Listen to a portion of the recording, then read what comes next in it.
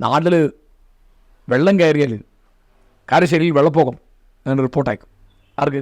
ചന്ദ്രിക പത്രത്തിൽ നല്ല നാട്ടുകാർ കാണുള്ളൂ. അല്ലെങ്കിൽ അവിടെ പേപ്പട്ടി ശല്യമുണ്ട്, അല്ലെങ്കിൽ ഒരാൾ കല്യാണം കഴിച്ചു, അല്ലെങ്കിൽ ഒരാൾ മരിച്ചു. ഇതൊക്കെ മിഠായി വാങ്ങേണ്ട പൈസ എടുത്ത് സ്റ്റാമ്പ് വാങ്ങിയിട്ടാണ് ചന്ദ്രിക അയക്കുന്നത്.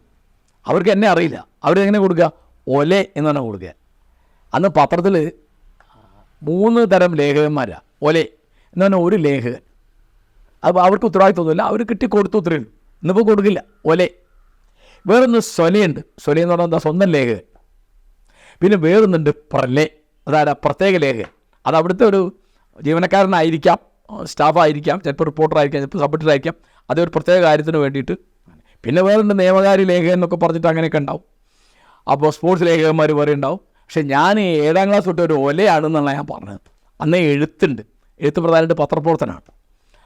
അപ്പോൾ ഞാൻ കോളേജിലേക്ക് 10ാം തരം പാസ്സായി. ഞാൻ ഗുരുവായൂരപ്പൻ കോളേജിൽ ചേർന്ന് കോളേജിൽ എത്തുമ്പോൾ എൻ്റെ പ്രധാനപ്പെട്ട പ്രശ്നം ഭാരതപര്യടനം വായിക്കണം എന്നുള്ള, പിന്നെ കുട്ടീഷമാരാരുടെ പുസ്തകങ്ങൾ വായിക്കണം. അപ്പോൾ ഇയാൾ ജീവിച്ചിട്ടുണ്ടെന്ന് എനിക്കറിയില്ല. ഭാഗ്യത്തിന് ഞങ്ങളുടെ ഗുരുനാഥൻ, ഇതിൻ്റെ പേര് PC ഏറ്റുണ്ട് രാജ, മഹാപണ്ഡിതൻ, അക്ഷരശ്ലോകത്തിൻ്റെ വലിയ ആശാൻ, പാഠകം പറയുന്നതിൻ്റെ വലിയ ചാമ്പ്യൻ ഒക്കെ ആയിട്ടുള്ള മഹാപണ്ഡിതൻ. അദ്ദേഹത്തിന് മാരാരുമായിട്ട് അടുപ്പാണ്. അപ്പോൾ മാരാർ ജീവിച്ചിരിപ്പുണ്ടെന്നും അദ്ദേഹത്തിന് നല്ല സുഖമില്ല എന്നൊക്കെ കേട്ടു. അപ്പോൾ എനിക്ക് 69 മുക്കത്തൊരു സാഹിത്യ സമിതി ക്യാമ്പുണ്ട്. ആ ക്യാമ്പിൽ വെച്ചിട്ടാണ് ഞാൻ പല എഴുത്തുകാരെ അടുത്ത് കാണുന്നത്. NN കക്കാട്, തെക്കോടിയൻ, വിഷ്ണുനാരായണൻ നമ്പൂതിരി, ചെറുകാട്, ഒരുപാട് ആളുകൾ. വിഷ്ണുനാരായണൻ നമ്പൂതിരിയെ കണ്ടപ്പോഴാണ് എനിക്ക് മനസ്സിലായത് എഴുത്തുകാരുടെ ഒരു സുന്ദരന്മാരുണ്ടാവും. ഞാൻ അദ്ദേഹത്തിൻ്റെ അത് നോക്കിയിരുന്നുണ്ട്. എന്തൊരു ഭംഗിയാണ്. ഞാനങ്ങനെ സുന്ദരന്മാരായി 2 എഴുത്തുകാരെ കണ്ടിട്ടുണ്ട്. ഒന്ന് ശങ്കരക്കുറുപ്പ്, അത് ഞാൻ MA കുടിക്കാൻ കണ്ടതാണ്. എന്തൊരു ഭംഗിയാണ് കുറുപ്പ് മാഷ്. അപ്പോൾ കുറുപ്പ് മാഷേക്കാൾ ചെറുപ്പമാണ് വിഷ്ണുനാരായണൻ.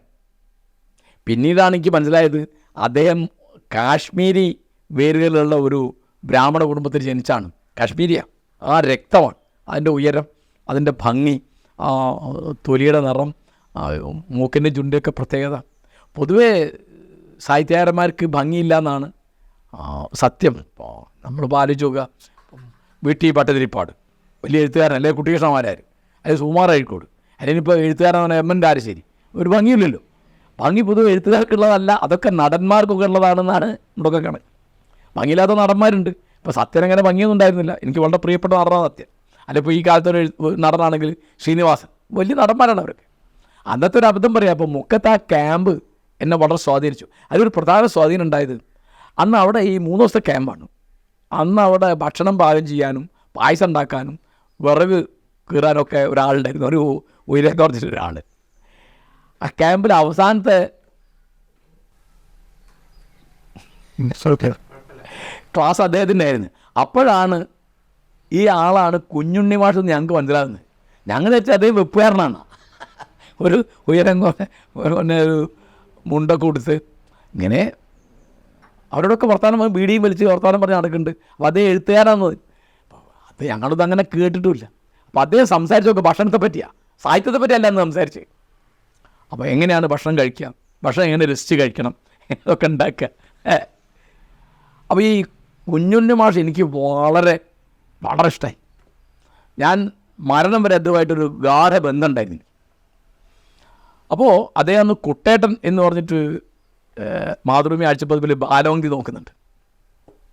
അപ്പോൾ കുഞ്ഞുണ്ണി മാഷോട് ഞാൻ പറഞ്ഞു, എനിക്ക് മാഷ് ഇനി മാരാരെടുത്ത് പോകുമ്പോൾ എന്നെ കൊണ്ടുപോകണം എന്ന് ഞാൻ പറഞ്ഞു. വേണ്ട, ഞാൻ തന്നെ കൊണ്ടുപോകില്ല. അന്ത മാഷേ, എടോ തൻ്റെ മനസ്സിലൊരു മാരാരുണ്ട്, അത് മതി. ഇപ്പോഴുള്ള മാരാരെ കണ്ടാൽ തനിക്കത് നഷ്ടമാവും.